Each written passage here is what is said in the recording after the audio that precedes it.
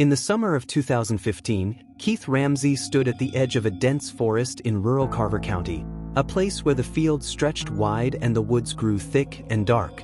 He was 39, a civilian criminal analyst for the Carver County Sheriff's Department, a job that kept him mostly behind a desk, sifting through data, piecing together patterns from crime scenes he rarely visited.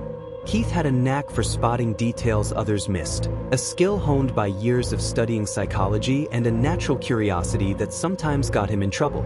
He wasn't a cop, didn't carry a gun, and had no authority to arrest anyone. His world was one of spreadsheets, photographs, and case files, not the chaos of fieldwork. But that summer, everything changed. A series of brutal murders had shaken the county, and Keith found himself pulled into the heart of an investigation that would haunt him for the rest of his life. Carver County was a patchwork of cornfields, dairy farms, and small towns, with pockets of wilderness that felt untouched by time. The sheriff's department was a modest outfit, staffed by a mix of deputies and civilian workers like Keith, who handled everything from traffic violations to the occasional violent crime. The murders began in early June, each one more gruesome than the last.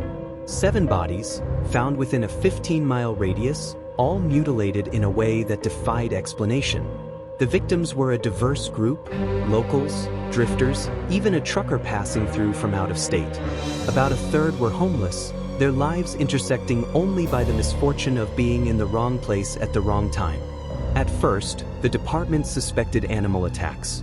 Black bears roamed the nearby hills, and mountain lions had been spotted pushing south, though attacks were rare. But the nature of the killings quickly ruled out wildlife. Each victim had their heart removed, their bodies hoisted high into the trees, their intestines used to secure them to the branches. No animal in North America could do that. No animal would. Keith had seen the crime scene photos of the first 5 victims, images that burned into his mind despite his best efforts to stay detached. The bodies, pale and broken, hung like grotesque ornaments, blood dripping onto the forest floor. He'd spent hours at his desk, analyzing the photos, cross-referencing reports, trying to find a thread that tied the cases together. The work was grueling, not because of the hours but because of what it demanded of his psyche.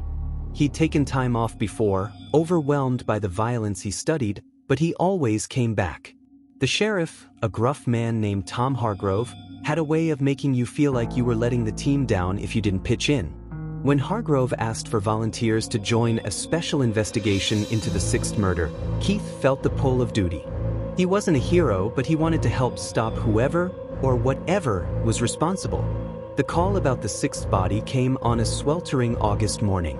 Keith was at his desk, surrounded by stacks of files and a lukewarm cup of coffee, when Hargrove poked his head into the office.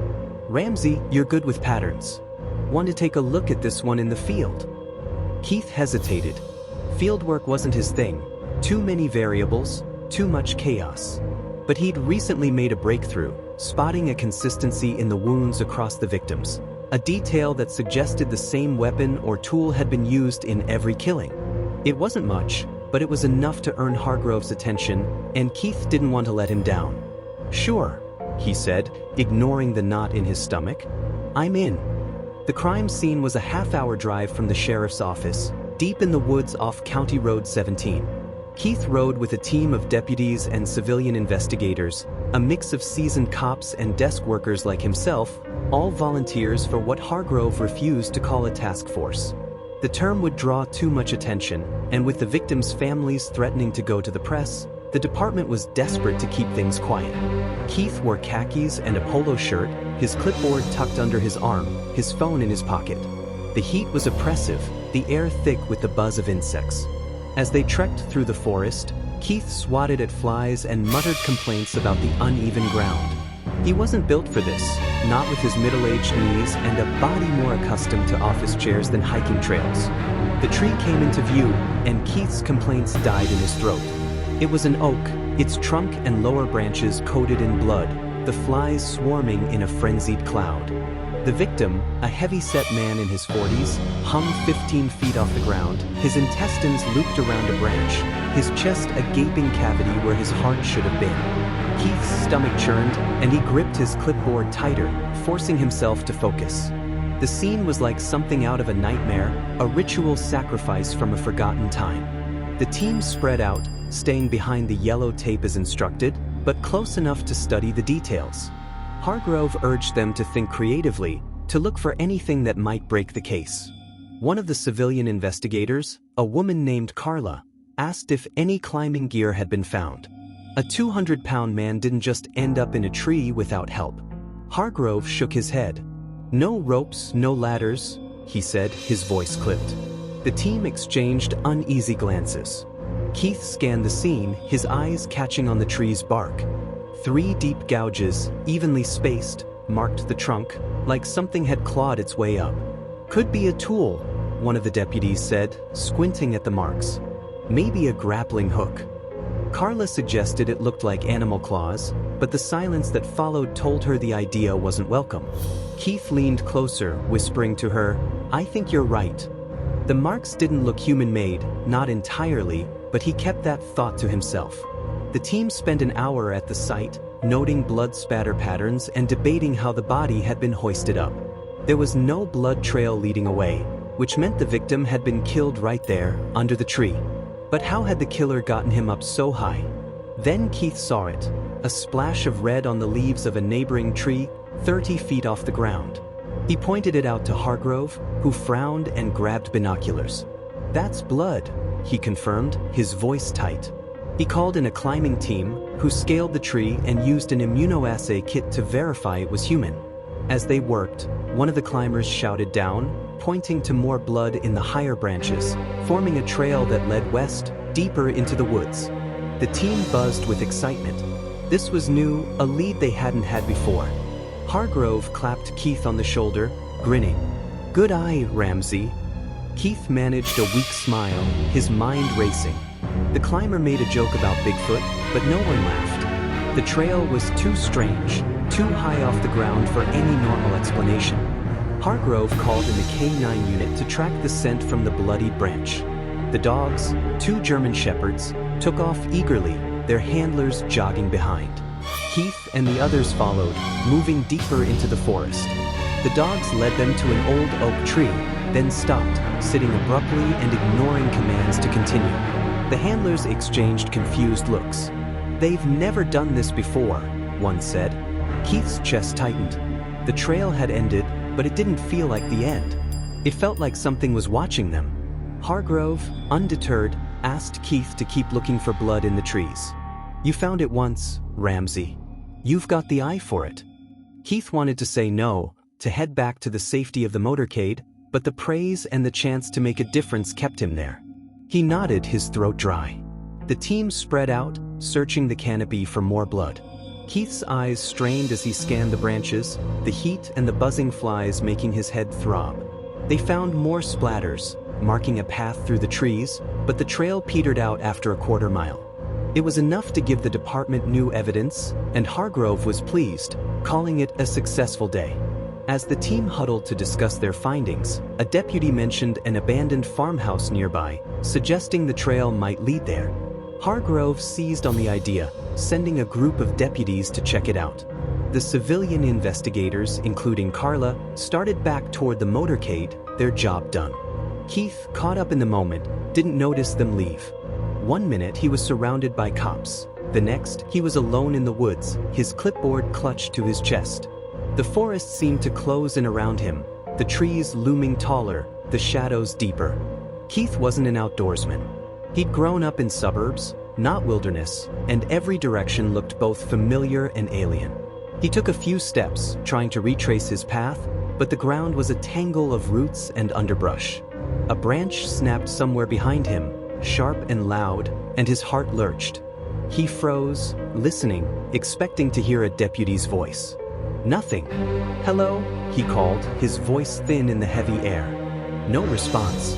The snap had come from above, not the ground, and Keith's mind flashed to the blood in the trees. He started moving, faster now, toward where he thought the motorcade was parked. Another rustle came from the canopy, closer this time, and Keith broke into a jog, his breath ragged. He wasn't built for running, his middle-aged body protesting every step, but fear drove him forward. He didn't see the route until it was too late. His foot caught, and he pitched forward, slamming into the ground. Pain exploded through his knees, his chest, his face, his glasses digging into his skin. He groaned, scrambling to sit up, his clipboard lying in the dirt. The forest was silent now, too silent, and Keith's panic spiked. He grabbed his clipboard and stood, brushing off leaves and checking for snakes or spiders. Then he saw it, a movement in the trees, 50 feet away, in the branches of a birch. A figure hung there, gripping a branch with one limb, the other dangling lazily. It was humanoid but wrong, its skin a pale gray that shifted in the dappled light, almost camouflaged. Its eyes, dark and beady, locked onto Keith, not with curiosity but with hunger, like a predator sizing up prey. 3 long digits, each tipped with a sharp claw, curled around the branch. Keith's mind flashed to the gouges in the tree at the crime scene. He knew, with a sick certainty, that those claws had made them. He backed away slowly, his heart pounding so hard he thought it might burst. The creature didn't move, just watched, its head tilted slightly. Keith's legs trembled, but he forced himself to keep moving, watching his footing this time. The forest seemed to stretch endlessly, the motorcade nowhere in sight. He heard scrambling in the trees behind him, branches creaking under the creature's weight. It was following him. Keith's mind screamed at him to run, but he knew he couldn't outrun it. He needed people, safety in numbers. Then he heard it, his husband's voice, Nate, calling his name from behind. "You out here?" Keith froze, his blood running cold.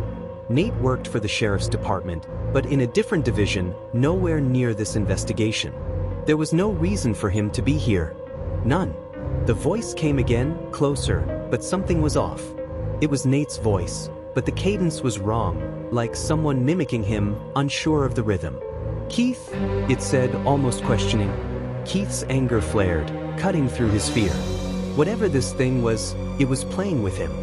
He kept moving, ignoring the voice, his eyes scanning for any sign of the motorcade. A third call came, and Keith clenched his jaw, refusing to look back. Then another voice cut through the woods, this one unmistakable, Hargrove, shouting his name from a different direction. "Ramsey, where the hell are you?"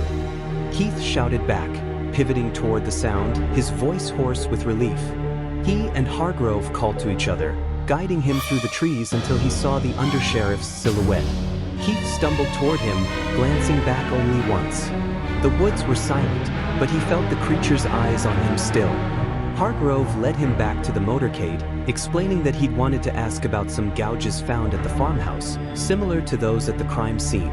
Keith nodded, barely listening, his mind replaying the creature's blank stare. When they reached the motorcade, Hargrove showed him a photo of the farmhouse gouges, 3 deep marks, identical to the ones on the tree. Keith's stomach twisted. He knew those claws had made them, but he said nothing. If he told Hargrove what he'd seen, he'd be laughed out of the department, labeled Crazy Keith by every deputy in the county. He stayed close to the vehicles for the rest of the day, his nerves frayed, and didn't relax until they passed a gas station miles from the scene, the neon lights a beacon of civilization. That night, back home with Nate, Keith was a wreck. Nate knew something was wrong the moment he walked in, but he waited, giving Keith space. It took hours for Keith to tell him, the words spilling out in a rush, the creature, the claws, the voice mimicking Nate's. To his surprise, Nate believed him.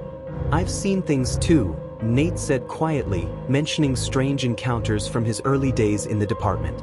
"I don't know what it was, but I believe you saw it." Keith clung to that, the only thing keeping him grounded. He never told anyone else, not until now. The case fizzled out after that. The killings stopped as suddenly as they'd begun, like the creature had moved on, spooked by the investigation.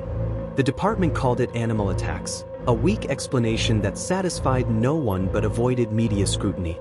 Only one family pushed for answers, but even they gave up eventually. Keith kept working at the sheriff's department, but he refused field work, no matter how much Hargrove pressed him. He'd given too much already, and the memory of those beady eyes, those claws, haunted him. He'd studied evil before, in the files of murderers and predators, but this was different. It wasn't just a creature. It was something darker, something that fed on fear, something that might still be out there, waiting. Keith got panic attacks thinking about it, about what might have happened if he turned around when it called his name. He'd never know for sure, but he knew one thing: he'd never go back into those woods again.